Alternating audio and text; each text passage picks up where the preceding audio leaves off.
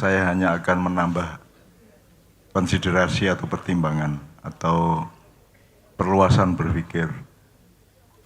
Kemudian saya minta semua jamaah mencatat itu, tidak tahu lewat mana ya, supaya masing-masing mencari jawabannya, karena itu masalah yang terpenting yang membuat peradaban manusia itu bisa silang sengkarut dan tidak tepat arahnya karena tidak bisa menjawab 4 ini tadi.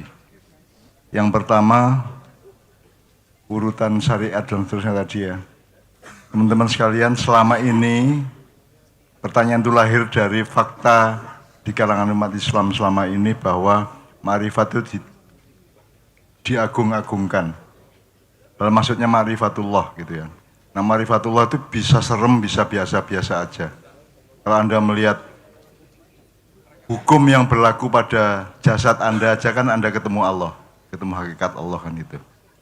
Nah, kalau secara kultural, akulturasi atau pembudayaan Islam, yang pertama mesti anak kecil kita ajari untuk melakukan syariat dulu gitu ya.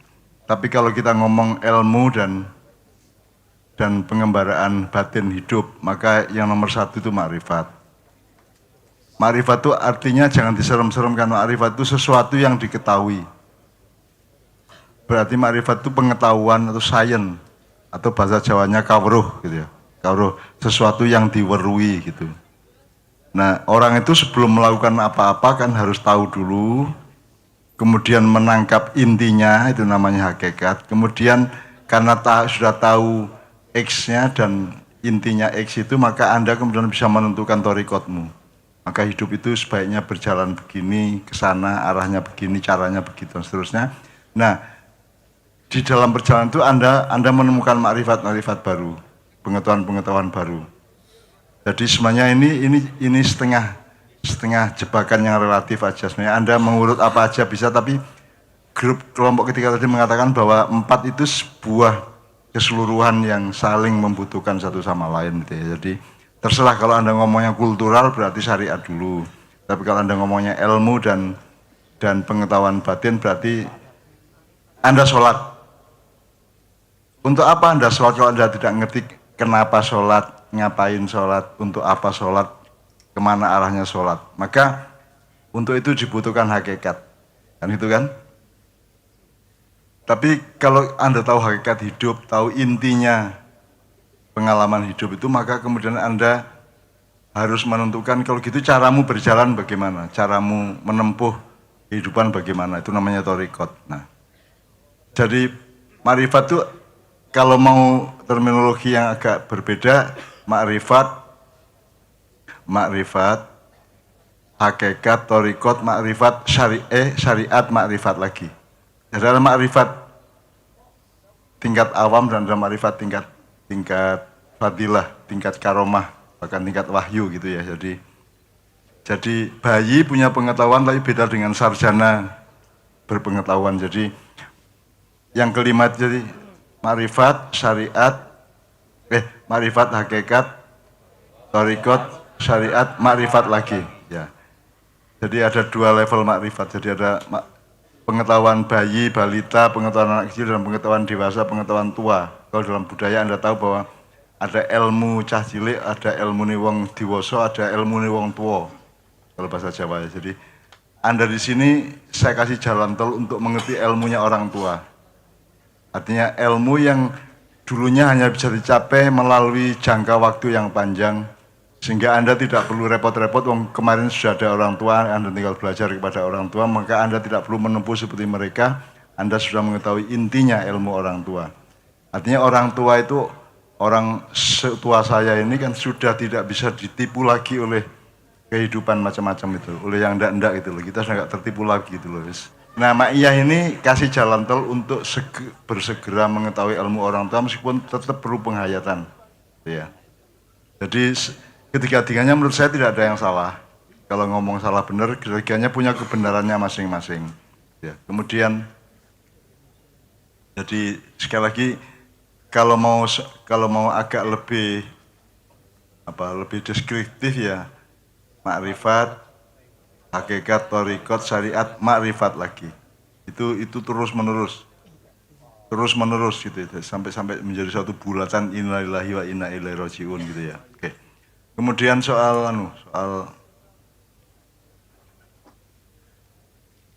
itu memang perlu saya tanyakan karena kita ini jangan salah cita-cita juga. Anda ikut Ma'iyah terus tanya kapan Ma'iyah ikut capres, kapan Ma'iyah ikut pemilu, kapan Ma'iyah daftar ke Depdagri. Itu tidak akan pernah terjadi karena Ma'iyah itu di situ kan ada pertanyaan, ada ideologi misalnya. Di Ma'iyah bukan ideologi tapi semacam itu. Cara berpikir, cara pandang, pokoknya cara memahami kehidupan sedemikian rupa dan itu sifatnya sangat rohaniah dan sangat intelektual gitu ya. Tapi dia tidak boleh menjadi administrasi, tidak boleh menjadi identitas gitu ya. Jadi NU monggo menjadi administrasi dan menjadi ormas, Muhammadiyah juga monggo. Sunni Syiah menjadi aliran monggo, tapi Ma'iyah tidak. Ma'iyah itu tersimpan di dalam diri masing-masing untuk memperindah hidupnya dan untuk menemukan bagaimana cara mengatasi kiri kanannya supaya lebih damai satu sama lain. Karena Ma'iyah hanya mendamaikan. Saya tadi cerita mengenai keris Kiai Sangkelat dan tombak Kiai Bancak tadi itu diberikan karena menurut mereka saya yang didhawuhi oleh para leluhur untuk bisa mengislah keadaan di Indonesia. Jadi nanti yang kalau ada bentrok-bentrok, ada macam-macam, nanti saya yang akan bertugas untuk mendamaikan mereka dan untuk mempersatukan mereka kembali kan gitu. Karena sebelumnya saya sudah lakukan itu pada tahun 1998 waktu reformasi. Meskipun kemudian saya tidak mendapat petunjuk berikutnya, maka terus reformasi menjadi rusak kayak sekarang ini gitu ya. Tapi mungkin akan ada periode lagi di mana kita yang akan menjadi muslihin, orang yang mendamaikan kembali, mengkompakkan kembali, mempersatukan kembali, mententramkan kembali semua pihak satu sama lain. Jadi makanya Ma'iyah tidak boleh jadi pihak. Ma'iyah berpihak kepada semuanya, bahkan bukannya kepada semua umat Islam, kepada semua umat manusia. Jadi sebenarnya berlaku seluruh dunia aslinya gitu ya. Tapi kan kita tidak punya maintenance untuk sampai ke tingkat dunia. Oke. Tapi paling tidak Anda punya jiwa muslih, jiwa untuk islah, jiwa untuk, karena Anda menjadi orang soleh. Soleh itu artinya bukan sekedar baik, soleh itu dia selalu memperbaiki keadaan. Jadi kalau pecah di sambung, kalau pedot ditaleni gitu ya, nek gempil ditambal, nek gerowak didempul, gitu-gitulah. Pokoknya Ma'iyah itu orang solihin. Bekalnya adalah mutahabbina fillah. Karena mereka berkumpul semata-mata karena sama-sama cinta kepada Tuhan. Kan gitu kan? Al-mutahabbina fillah. Itu kita berkorban untuk tidak menang sama siapa-siapa. Kemenangan kita adalah kepada hidup kita sendiri masing-masing. Itu ya.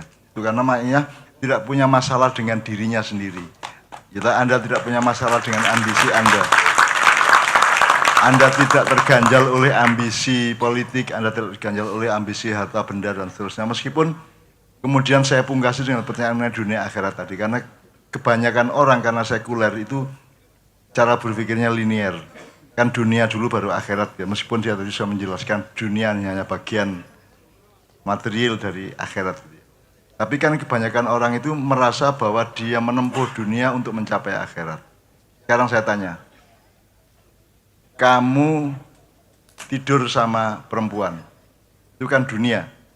Tapi kalau kamu nikah sama perempuan, terus salah satu pekerjaannya meniduri perempuan istrimu, itu nilai akhirat tuh enggak?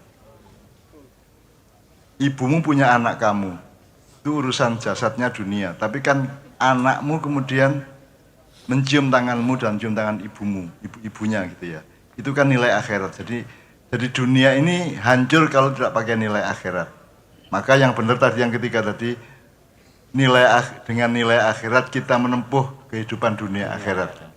Jadi, selama ini orang berpikir akhirat itu besok-besok, jadi belum saatnya kan gitu kan. Enggak. Sekarang pun kita sudah melakukan akhirat, misalnya kencing cewoi, beol cewek itu nilai akhirat, bukan nilai dunia. Kan di dunia yang ngising gitu toh. Dan seterusnya. Jadi ini untuk refreshing pemahaman kita semua mengenai dunia dan akhirat, karena kita sudah pernah berpikir mengenai ada cara berpikir linier, ada cara berpikir siklikal, ada berpikir zigzag, ada berpikir bulatan dan seterusnya. Jadi kalau Anda menggambar innalillahi wa inna ilaihi rajiun kan gambarnya bulat. Misalnya ini innalillah dari Allah, dari sini menuju sini gimana caranya? Kan harus gini.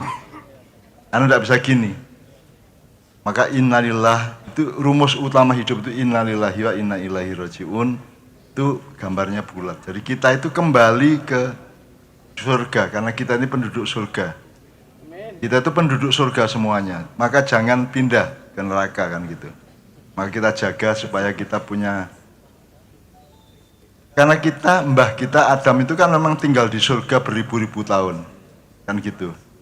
Kemudian ada kesalahan teknis karena dia makan buah yang berasal dari bumi yang mengakibatkan metabolismenya berbeda. Jadi kalau Anda makan di surga nanti buah-buahan atau apapun itu Anda tidak kencing, tidak beol. Maka di surga tidak ada WC umum, tidak ada jumbleng, tidak ada toilet di sana.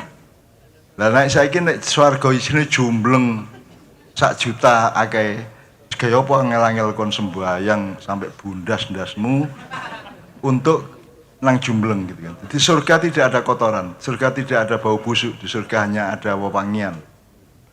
Dan di surga tidak ada rasa bosan karena kalau di dunia Anda wangi pun agak kewangian Anda bosan gitu. Tapi kalau di surga tidak ada kebosanan. Di surga tidak ada sifat-sifat manusiawi seperti yang di dunia sebagaimana makanan tadi tidak ada residunya. Jadi semua makanan di surga itu menjadi nutrisi, gizi dan kalori dan apa-apa gitu ya. Pokoknya terserah sebutannya. Pokoknya semua itu mendaur ulang 100%. Itu bedanya dengan bumi.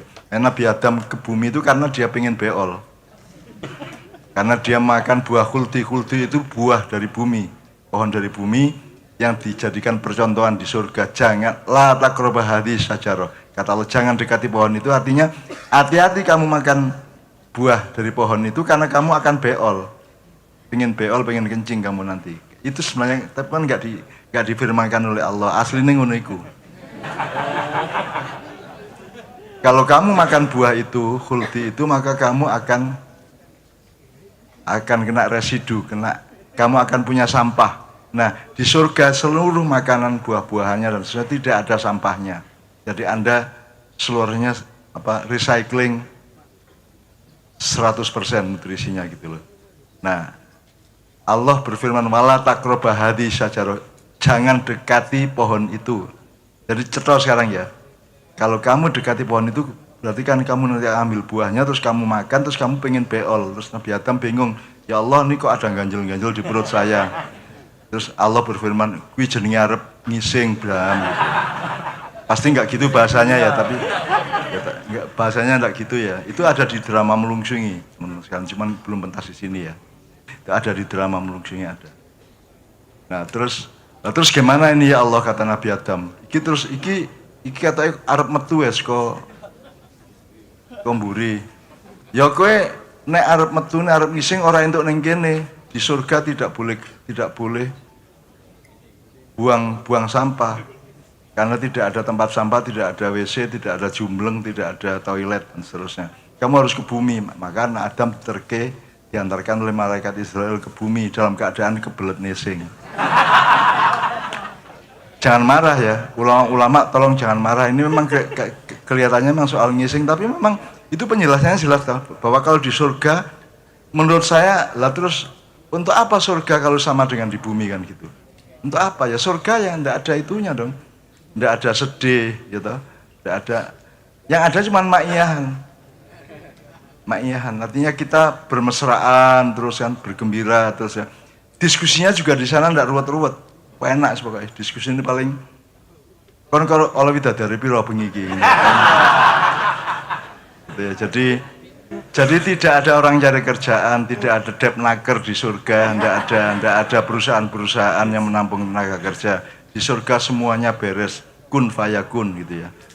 Anda membayangkan apa terjadi? Menurut saya begitu. Kalau enggak terus gimana surga itu? Nek surga pada kalau kene lha apa ngel-ngel rono. Bos nek kene ngerampok sing akeh kan gitu.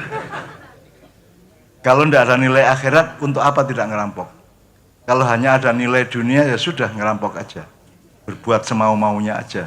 Tapi karena ada nilai akhirat, itu yang terakhir ya, pertanyaan terakhir ya, maka kita melakukan semua itu demi supaya sampai ke akhirat. Kalau kamu melanggar itu, kamu tidak sampai ke akhirat.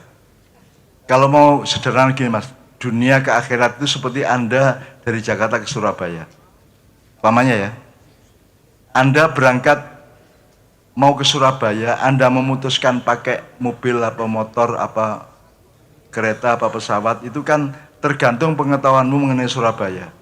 Jadi kalau Anda mau dari Jakarta ke Surabaya itu Anda nomor satu harus tahu apa? Harus tahu tentang Surabaya, betul enggak? Kesananya berapa kilometer, pakai apa baiknya.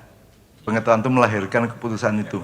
Terus Anda juga di sana harus nginep di mana, Anda harus mengetahui Surabaya sebelum berangkat dari Jakarta. Jadi sebelum Anda ke akhirat, Anda pengetahuannya yang dibutuhkan itu dunia apa akhirat? Akhirat. Dengan analogi Surabaya Jakarta tadi. Loh, wong kamu mau ke Surabaya kan harus tahu mau pakai apa. Nanti kamu nggak tahu Surabaya gara-gara kamu masih di Jakarta, kamu hidup di dunia nggak tahu akhirat, terus kamu keliru naik pesawat ke Palembang.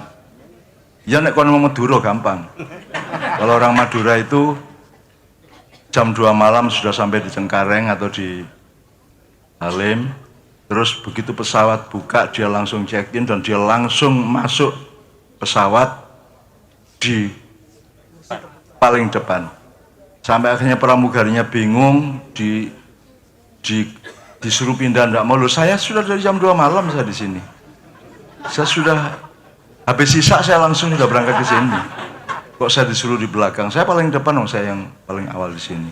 Sampai akhirnya ada satu pilot yang kebetulan orang Surabaya, dilapori pilotnya, terus pilotnya bilang, Pak, yang depan ini ke Palembang, yang Surabaya di belakang. Akhirnya, oh ya kalau gitu saya Melayu nanggurin. Itu ceritanya gitu ya. Kecuali Anda mau jadi orang Madura di hadapan Allah, monggo gitu kan. Ya. Kalau orang Madura sama Allah kan sangat akrab. Sangat akrab tuh, iya sangat akrab, berani marah sama Allah kok. Berani menyalahkan Quran segala macam. Dia nelayan sudah sampai maghrib tidak dapat ikan, terus dia, ya Allah, ente katanya Rahman Rahim, mana Rahman Rahimnya, mana buktinya? Terus dia mendengar seolah ada jawaban Tuhan, maumu gimana? Mataki, namanya mataki itu ya. Loh, masa saya sampai maghrib cari ikan tidak dapat satu pun? Terus kata Allah, ya sudah saya kasih. Akhirnya ikannya yang datang ke perahunya mas, loncat naik perahu sampai penuh, sampai tenggelam perahunya, gitu kan? Allah kok ditagih, dikasih kamu sebanyak-banyaknya. Jadi kamu jangan suka-suka nagih Allah. Allah kok ditagih, dikasih kamu mati sendiri kamu. Terus dia seret perahunya ke pantai, terus sambil terima kasih pada Allah, alhamdulillahirabbil alamin, masya Allah, alhamdulillah. Terus dia lihat sebelah sana kok ada asap. Itu di desa dia khawatir jangan-jangan Allah marah tadi, terus rumah saya dibakar. Ternyata sebentar kemudian ada orang lari dari desanya, Pak, rumah sampean terbakar. Betul-betul rumahnya terbakar itu. Terus dia gini sama Allah, ya Allah, kenapa masalah laut dibawa-bawa ke darat?